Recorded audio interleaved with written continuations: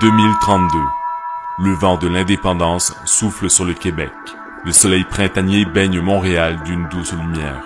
La ville, autrefois au cœur du Canada, est désormais la capitale du Québec indépendant. Soulagés après des décennies de lutte, les Québécois savourent leur liberté nouvelle. Mais cette joie est fragile. Les premiers mois de l'indépendance sont marqués par l'euphorie et l'espoir. Un nouveau gouvernement s'installe, s'attaquant au défi de la construction d'une nation. La communauté internationale accueille favorablement la nouvelle nation, reconnaissant son droit à l'autodétermination. Des tensions émergent avec le voisin américain. Les États-Unis, inquiets de la perte d'influence dans la région et de l'impact économique potentiel, adoptent une attitude de plus en plus critique envers le Québec indépendant.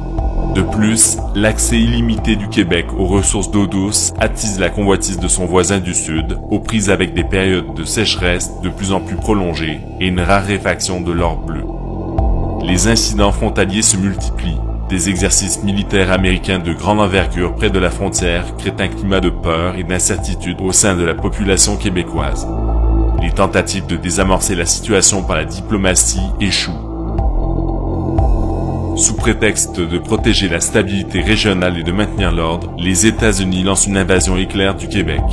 Les forces militaires américaines, bien supérieures en nombre et en équipement, submergent rapidement les troupes québécoises. Les États-Unis, proclamant une victoire illusoire, s'emparent des réserves d'eau douce du Québec. Le pays, privé de sa ressource vitale, est à genoux.